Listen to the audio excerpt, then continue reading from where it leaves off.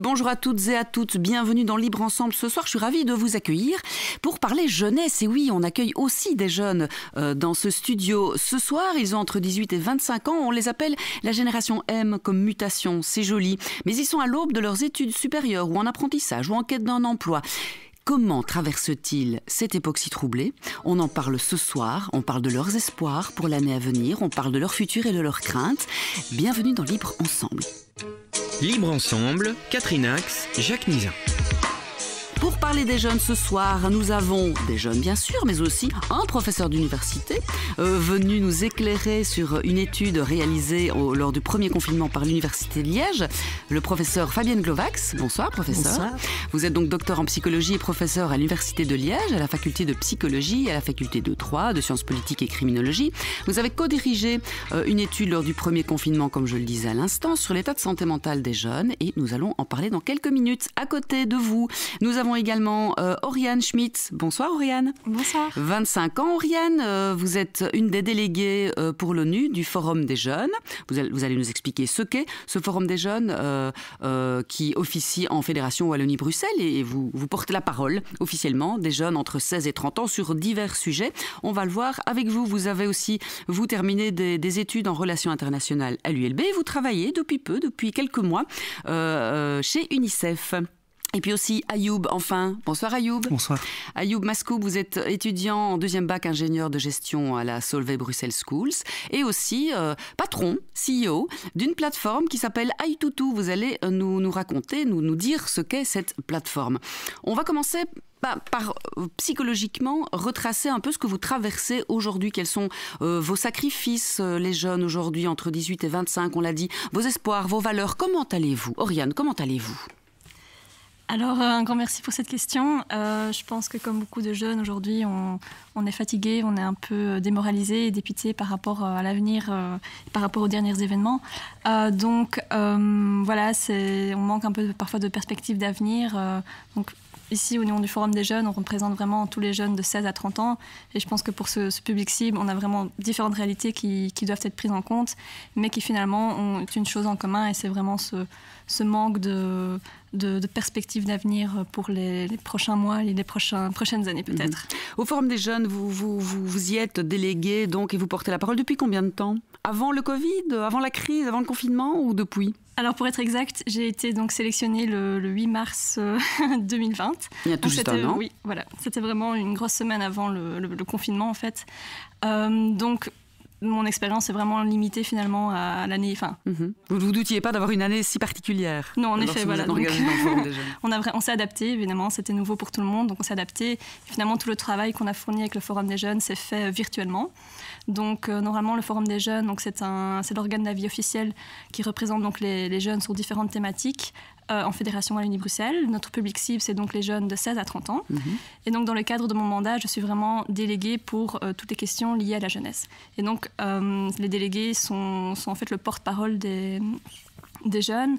Et donc, cette année, vraiment, on a travaillé sur différentes thématiques, notamment l'égalité des genres, l'emploi, la santé mentale.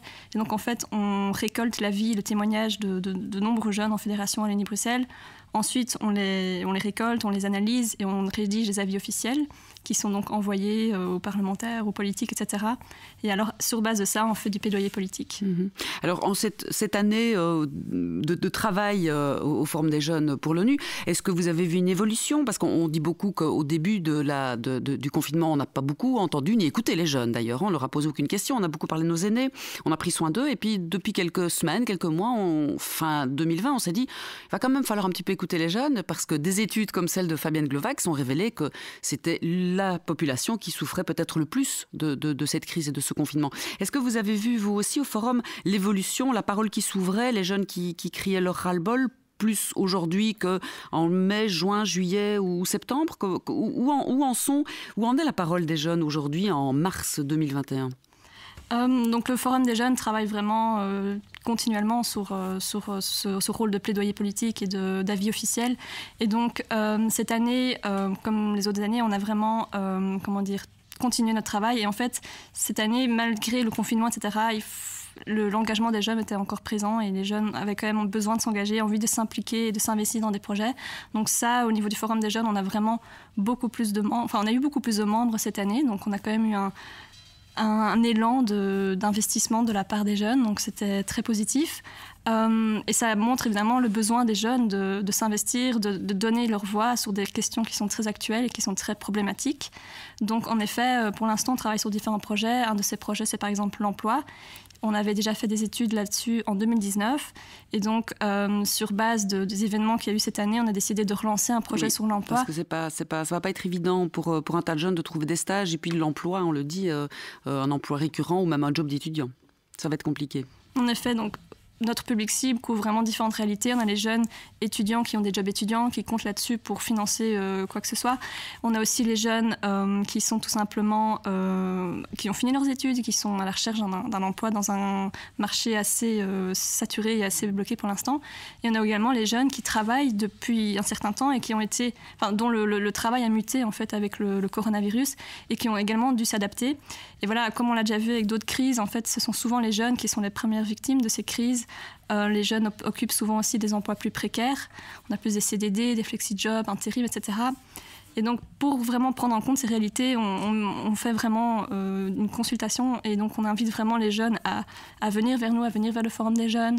Parce que voilà, les acteurs du secteur de la jeunesse permettent vraiment cette prise en compte de la parole des jeunes. Ce sont vraiment des acteurs qui permettent un espace de parole, de prise en compte des jeunes. Donc voilà. Ayoub, vous connaissiez le Forum des jeunes ? Alors non, je ne connaissais pas le Forum des jeunes, mais en tout cas, après avoir écouté mon interlocutrice, c'est vraiment une prendre contact avec eux. Alors Ayoub, vous aussi, vous donnez la parole en quelque sorte à vos collègues étudiants. Vous avez décidé de créer une plateforme qui s'appelle iTutu. Expliquez-nous en quoi elle agit sur le terrain universitaire, je pense, mais différentes universités. Vous êtes à Solvay ULB, mais ce n'est pas uniquement destiné à cette université-là. Est-ce qu'elle a été créée, cette plateforme, avant confinement, pendant ? Est-ce qu'elle a d'autant plus son intérêt aujourd'hui ? Expliquez-nous. Alors, l'idée a germé avant le Covid, c'est-à-dire en novembre 2019, mais la mise en place, elle s'est vraiment faite durant le Covid, donc aux alentours de mars à mai 2020. Et on a vraiment eu besoin de s'adapter en fonction également de la mise en place de cours en ligne, car on a une plateforme de mise en relation des étudiants, mise en relation dans le cadre scolaire, via des cours particuliers, notamment entre les étudiants qui sont souvent en master ou en BA3, BA2, aux étudiants nouvellement arrivés dans l'enseignement supérieur. On a cette volonté de mettre en relation également entre les différents établissements du supérieur, également au sein même des établissements du supérieur, notamment pourquoi ? Parce qu'il y a eu cet arrêt des relations sociales dans les campus et on a eu cette volonté justement de digitaliser ces relations sociales, notamment via la mise en place de cours en ligne, cours virtuels entre étudiants sur notre plateforme même, qui découle justement de cette volonté-là d'essayer de préserver cette relation sociale entre étudiants. Donc voilà, maintenant, à ce jour, on comptabilise environ 1 millier d'étudiants sur notre plateforme et on a bien sûr cette volonté de s'étendre également au marché du travail, à l'insertion professionnelle des étudiants en master, également à la mise en place de stages, car nous-mêmes, on a bien sûr reçu des demandes de stages, on n'a pas bien sûr pu en accueillir autant, mais on a pu accueillir 2 stagiaires durant cette période-ci.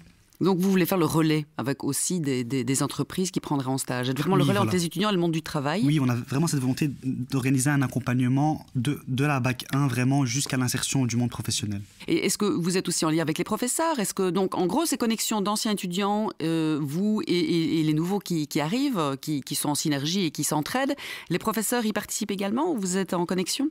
Alors, on privilégie vraiment les relations entre étudiants, c'est-à-dire sur la plateforme, un nouveau étudiant par exemple, qui arrive en première année, il a cette possibilité-là de voir un peu une sorte de fiche de divers étudiants et après il a la possibilité de discuter avec eux, notamment via divers critères, l'établissement, l'année d'études, la faculté, pour vraiment trouver l'étudiant qui lui convient le mieux. Donc c'est un outil qui manquait déjà en fin 2019. Vous étiez bien loin de vous douter que ça allait être si utile en fait. Pourquoi est-ce qu'en 2019 déjà il y avait une carence dans le lien des étudiants, vous pensiez ? C'est-à-dire que ça découle aussi d'une expérience personnelle. C'est-à-dire que moi, en novembre 2019, j'entrais également dans le monde universitaire et il s'avérait que j'avais pas spécialement ce contact avec les étudiants en master qui pourraient m'aiguiller également et qui eux-mêmes sont passés par les difficultés par lesquelles je suis passé et du coup c'est tout bénéfice pour moi si je peux rentrer en contact avec eux plus facilement. C'est pour ça, c'est de là que l'idée est venue d'organiser cette plateforme de mise en relation simplifiée entre les étudiants. Fabienne Glovax, cette plateforme existe au sein de l'ULG, mais elle concerne uniquement les étudiants en ULG? Alors là, c'était aussi, on a mis ça en place également, et je voudrais tout d'abord vraiment saluer ces initiatives, parce que vous témoignez évidemment l'engagement dans l'accompagnement des jeunes, et vous répondez, vous connaissez leurs besoins, et vous répondez bien à leurs besoins. Donc il y a effectivement une plateforme qui a été mise en place par la vice-rectrice de parrainage, donc depuis avant le Covid, mais qui a été renforcée ici, avec vraiment des étudiants également qui viennent accompagner d'autres étudiants qui sont face à des difficultés, et ce parrainage est même rémunéré actuellement justement pour soutenir cela aussi, la perte d'emploi. On peut trouver un petit job sur la plateforme. Certains sont payés pour aider les autres, entre guillemets, donc tout le monde y trouve un peu son compte. En même temps, ce n'est pas nécessairement la première motivation qui habite vraiment ces jeunes qui ont vraiment le désir de faire bénéficier de leur expertise, et que d'aider d'autres permet de mieux intégrer également tous les savoirs qui sont encodés, qui sont appris durant les études. Donc, et partagés. Fabienne Glovax, vous étiez vraiment, je le disais au début de cette pandémie où on écoutait plutôt, on prenait soin de nos vieux. Dès le début, vous vous êtes dit, mais non, en fait, nos jeunes aussi, il faut les écouter. On va faire une étude, tiens, on va aller leur poser des questions, on va aller voir comment ils vont. Pourquoi c'est pas tout à fait comme ça que ça s'est passé.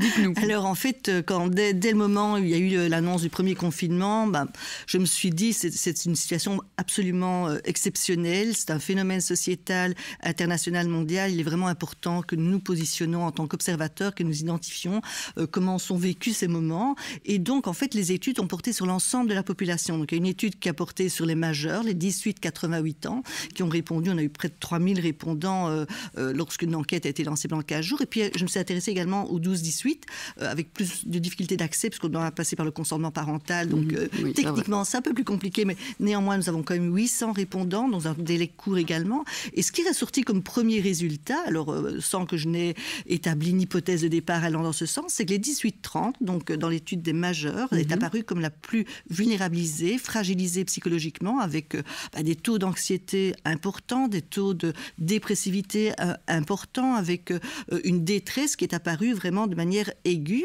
Alors ça, c'est au mois de mai. Au mois de mai, les jeunes, nous n'en parlions pas. Pas du tout. Ils n'existaient plus. Il y a presque déjà bientôt 1 an et on n'en parlait pas du tout. Et ils n'existaient plus et ils se sont mis dans une position de retrait. Alors moi, je parle d'hibernation, on n'y est plus là maintenant, l'hibernation, mais dans une situation d'hibernation, vraiment par souci, par anxiété, mais aussi par souci de vraiment protéger et participer à une dynamique collective et à un soutien, une protection collective. Finalement, au prix d'un...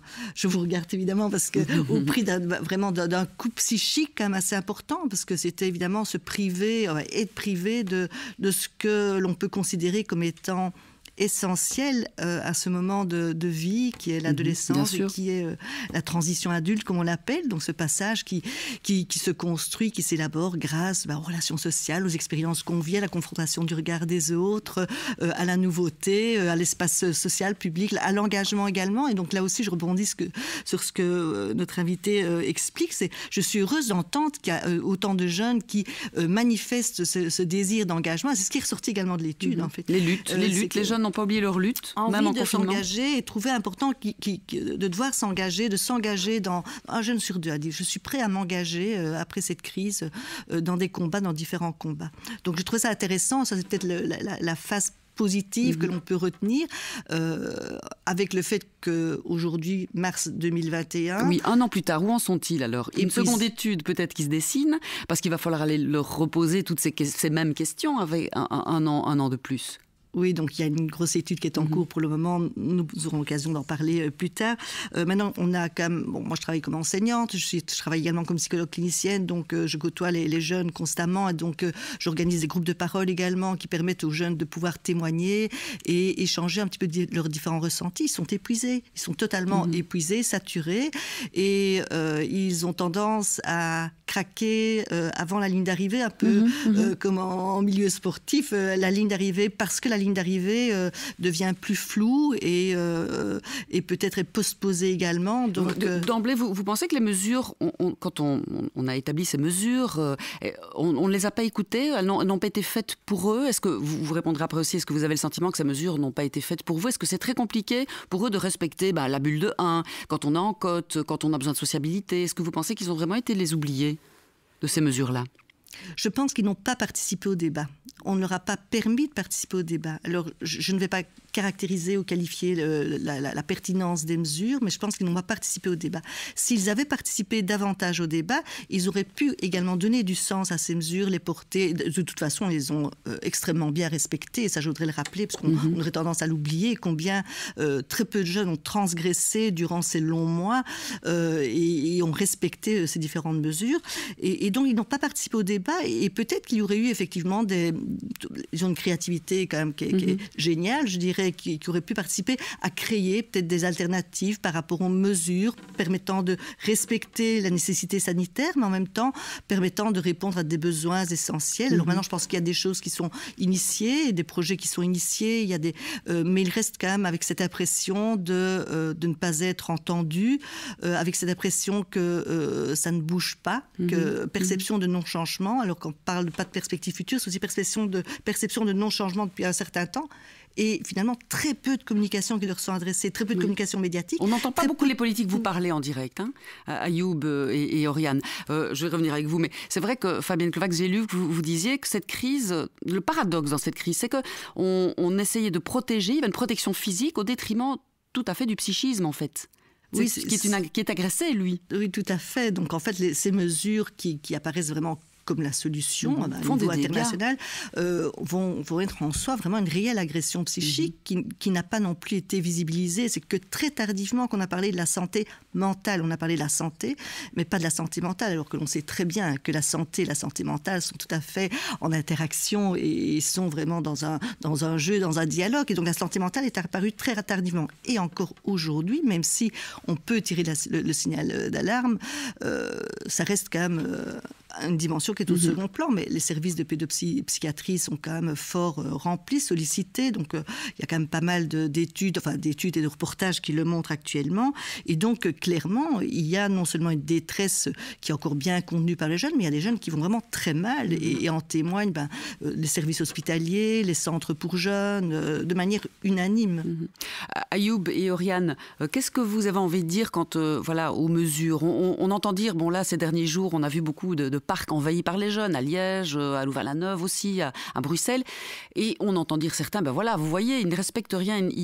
Mais vous dites quoi? Que vous n'en pouvez plus, que vous avez fait ce que vous avez pu, mais que les mesures n'étaient pas appropriées à vos vies, à votre vécu, Ayoub? Tout d'abord, la jeunesse, c'est déjà une tranche d'âge, si je puis dire, qui a besoin d'énormément d'interactions sociales, contrairement aux autres tranches d'âge. C'est un peu, ça prouve un peu le fait que les étudiants, les jeunes de manière générale, ont attendu 1 an avant de pouvoir un peu se libérer et de faire ce genre de débordement, je dirais, c'est très révélateur sur le fait que les étudiants ont beaucoup patienté durant cette période. Il y a eu également cette volonté de protéger leurs aînés, dans le fait qu'il y avait ce respect strict des mesures. Il ne faut pas oublier également que la jeunesse constitue l'avenir de la société. Et là maintenant, comme Fabienne l'a très bien précisé, la santé mentale doit énormément rentrer en compte, surtout dans les débats, dans les prises de mesures, car maintenant les étudiants qui arrivent maintenant dans ce contexte universitaire qui est totalement chamboulé avec des cours en ligne qui restent quasiment 90% de leur vie devant leur écran à suivre les cours en ligne, etc. C'est très difficile pour le mental. Il faut leur donner des perspectives d'avenir très rapidement, je pense. Oriane, même sentiment?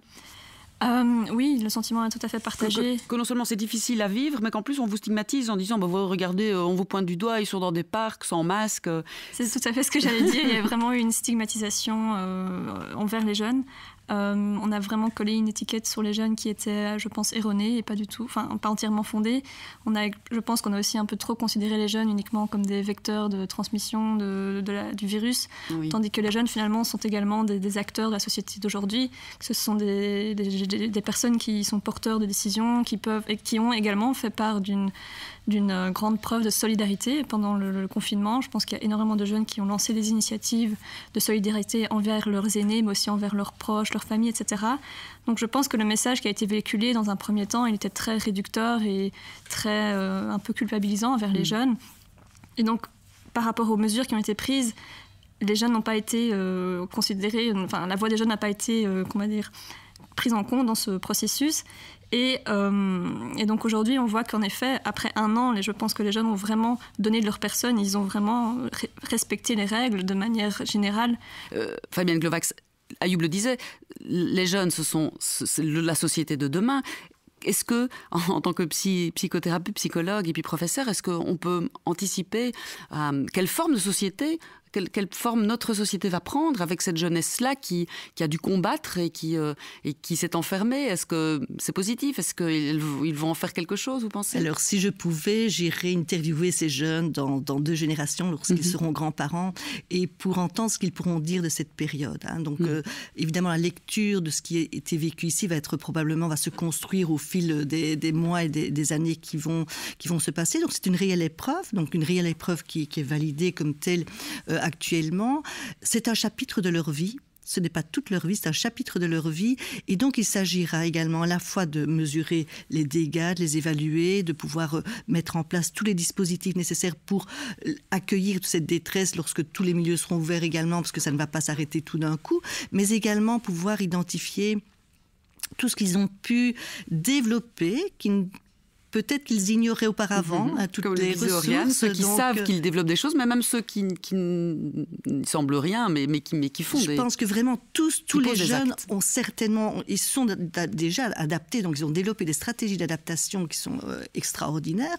Et ensuite, ils ont développé d'autres dimensions qui vont être utiles dans leur vie et qui vont leur permettre aussi d'affronter d'autres adversités dans leur vie professionnelle, qu'on annonce bien sûr au vu des crises que l'on pourrait évidemment prédire au niveau économique, mais donc ils ont développé des outils. Il s'agit de les aider pour, d'une part, identifier au niveau émotionnel tout ce qui a été difficile, etc., mais d'autre part également d'identifier toutes ces ressources et tous ces éléments qu'ils ont pu mettre à profit pendant la crise, mais surtout qu'ils pourront mettre à profit dans l'après-crise. Et ça, c'est un travail essentiel et ça dépend de tous les acteurs sociaux.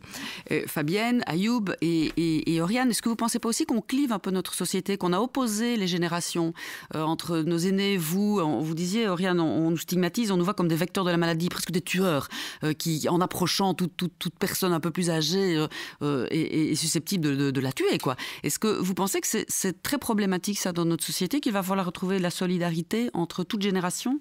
Oriane, vous avez senti ça? Dans le message qui a été véhiculé, je pense en effet qu'il y a eu un certain clivage entre les jeunes d'une part et les plus âgés d'autre part, où les jeunes devaient prendre la responsabilité de protéger leurs aînés, donc ça en effet. Mais je pense que ça n'a pas pour autant impacté les relations qu'il y a entre les jeunes et les personnes plus âgées et la solidarité qu'il y a, parce que vraiment les jeunes se sont vraiment mobilisés pendant le confinement et ont vraiment été aidés, plein de personnes. Donc au niveau de la société, je ne pense pas que ça a vraiment eu un impact, c'est plus au niveau des jeunes et de leur confiance vis-à-vis des mesures politiques, vis-à-vis des politiques.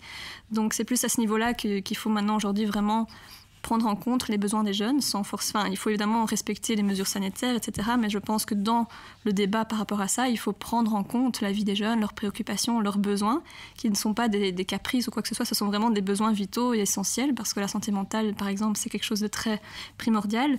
Et donc, il faut une communication ouverte envers les jeunes, vraiment, et adaptée vraiment aux jeunes. Donc, il faut aussi que les jeunes se retrouvent dans les décisions qui sont prises et pour qu'ils puissent vraiment les intégrer, ces valeurs et ces mesures, pour eux-mêmes les appliquer. Ayoub? Totalement. Durant le premier confinement, on a été dans une sorte de déni de la réalité des jeunes, très très flagrante, c'est-à-dire qu'on ne les a pas trop pris en compte, c'est-à-dire qu'on a un peu laissé le choix aux universités d'organiser un peu les cours en ligne, alors que ça n'a pas vraiment été fait de manière assez positive d'un point de vue des jeunes, évidemment. Et ça a pris énormément de temps à se mettre en place également ces cours en ligne. Alors voilà, on s'est dit, ok, c'est les premiers 6 mois, on est encore dans un déni de la réalité, on ne se rend pas encore compte que la situation va continuer. On espère alors pour l'année suivante que ça irait mieux, mais on se rend compte, voilà, on est toujours dans la même situation, des cours en ligne à 100%. Alors aujourd'hui, on a un comité de concertation à 16h. On espère bien sûr qu'il y aura des nouvelles perspectives pour les jeunes. Ils sont censés en parler. On espère alors qu'il y aura des décisions positives, mise en place du présentiel avec un respect de la situation sanitaire, évidemment, de sorte à ce qu'il puisse y avoir bien sûr des interactions sociales, mais également une vie universitaire qui puisse reprendre. Vous avez vu ça pendant ces mois-ci, un vrai décrochage de vos camarades, des jeunes qui viennent sur la plateforme en vous disant « j'en peux plus, j'arrête ». On parle beaucoup de décrochage scolaire en secondaire et universitaire. Qu'est-ce qu'ils vous disent, vous les copains Oui, bien sûr, j'ai énormément de connaissances également sur la plateforme de retour, des étudiants qui sont totalement en décrochage scolaire et que même durant ce deuxième quadrimestre, beaucoup de personnes ont eu du mal à reprendre après cette session de décembre. Et c'est révélateur de cette année-ci, cette année scolaire qui est assez compliquée pour les étudiants parce que c'est une année de A à Z qui se passe en ligne. Alors, ok, en début d'année, on avait un peu de présentiel, mais qui a rapidement disparu. C'est vrai. Du coup, là, on est en train de se diriger vers une année complète en ligne. Voilà, c'est assez compliqué pour les étudiants. Comment suivre toute la journée en ligne dans sa chambre, c'est très, très, très compliqué. Ils ont peur, les examens qui vont approcher, la bloc, avril, mai, on a le nez dessus. Oui, il y a des étudiants qui ont peur, il y a des étudiants qui acceptent leur sort, ils disent ok, on ira en seconde session et puis c'est tout, en espérant que d'ici là la situation puisse s'améliorer, qu'ils puissent étudier dans des bibliothèques, peut-être même sans maths d'ici là, même si je ne pense pas, car même les étudiants qui ont un peu de mal à étudier dans les bibliothèques, en raison du maths, c'est aussi compliqué, du coup ils se retrouvent chez eux à étudier, peut-être pas dans les meilleures conditions, dans des espaces restreints avec de la famille, des petits frères, des petites sœurs, ça aussi c'est également quelque chose à prendre en compte dans l'étude. Fabienne Glovax, on ne va pas finir là-dessus parce que c'est triste, mais il y a quand même un constat inquiétant, le nombre de suicides qui a fortement augmenté cette année chez les jeunes. Pas le suicide. De tentative. D'idéation suicidaire. C'est-à-dire sont des idées, des pensées de suicide, parce que je pense au contraire, justement, les jeunes étant dans des milieux de vie où il y a ce contrôle, cette présence, je pense qu'il y a des constats qui vont dans le sens inverse au niveau des tentatives de suicide. Donc, mais dans la première étude déjà, donc, qui a été clôturée en mai, donc on a vu des taux assez importants de jeunes qui avaient des idées suicidaires. Donc ici, on va de nouveau dans cette nouvelle étude avoir vraiment un chiffre qui pourra également confirmer ou en tout cas rendre compte de cela. Donc clairement, je dirais, quand la mort en plus était au cœur des thématiques ici, donc de ce qu'on a vécu au niveau de la crise, mais lorsqu'il n'y a pas de perspective, plus d'espoir pour l'avenir et qu'on voit pas de possibilité de s'en sortir, donc je ne sais pas comment me sortir dans ce que je ressens, ce mal-être et cette solitude ou tous ces éléments-là, et bien c'est vrai qu'on pense à une fin par le suicide. C'est pas pour ça que ça donne lieu à un projet suicidaire, mais en tout cas, c'est une des étapes. Oui. Donc, on doit prendre ça au sérieux, toujours prendre ça au sérieux et de pouvoir alors mettre en place à nouveau les soutiens nécessaires. Merci beaucoup. Cette émission se termine déjà, mais Fabienne reviendra avec les résultats de cette seconde étude, n'est-ce pas, Fabienne? Avec plaisir, dans quelques mois, quelques semaines. Ayoub, bonne continuation. On rappelle la plateforme iTutu, un site internet. C'est ça, itutu.be. itutu.be. Et Oriane, merci pour l'engagement, UNICEF et puis le Forum des Jeunes. Site internet aussi du Forum des Jeunes? Oui, vous pouvez trouver toutes les informations sur le site internet du Forum des Jeunes ou bien sur les réseaux sociaux, Facebook, Instagram. Et on se quitte avec quelques notes de rap de Akaflo, un morceau qui s'appelle Liberté et qui avait été écrit pendant le premier confinement, même le second, je ne sais plus. Akaflo en tout cas, on se quitte avec Liberté. Vous pouvez retrouver ce morceau en entièreté sur les réseaux sociaux en tapant Akaflo. Merci à vous trois d'avoir été là, présents avec nous aujourd'hui. Merci Fabienne Glovax. Merci beaucoup pour votre émission. Merci Floriane. À très bientôt. Bonne soirée. On se retrouve la semaine prochaine pour un autre rendez-vous de la laïcité. Merci. Chère liberté, je t'écris depuis chez moi, détenu depuis des mois, le manque de thunes met en émoi, je ne comprends rien, je plisse les yeux, quand l'État nous parle chinois, à cause des jeunes, dit les vieux, font des fêtes, sont hors la loi, alors que ma vie n'est plus sociale, je dépends de mon ordi, une épidémie mondiale, on veut tous nous en sortir, la révolution sur la toile, les internautes sont comme des mouches, leur information au journal, des complotistes, si tu trouves ça louche, l'école, les notes, les fautes, les forts, les codes, les bottes sont virtuels, mais m'en veux pas, j'ai décroché, car la flemme résiduelle, le virus mais décroché, les gestes barrières en rituel, mais la Covid peut s'accrocher et la mort est si cruelle.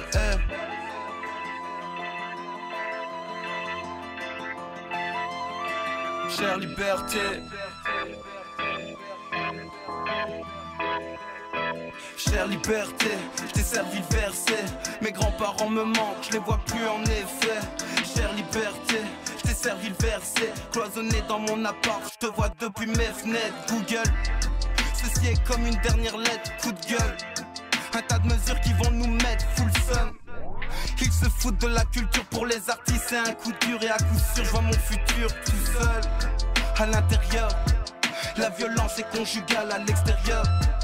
La violence est policière à 22h. À Liège, faut que tu remballes le peuple à peur, mais le mouvement est solidaire. Le jour de demain, celui d'hier. Ajout verbal du Molière, les mots liés, les mots hier. J'ai enlevé mes œillères. Chère liberté,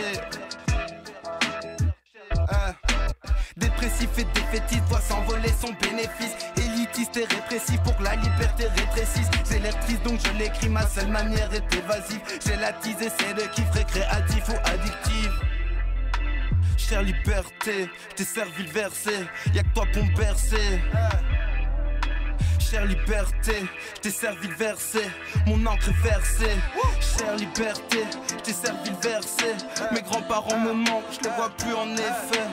Chère liberté, j't'ai servi le verset, cloisonné dans mon appart, je te vois depuis mes fenêtres. Chère liberté, j't'ai servi le verset, mes grands-parents me manquent, je les vois plus en effet. Chère liberté, j't'ai servi le verset, cloisonné dans mon appart, je te vois depuis mes fenêtres. Google. Hey.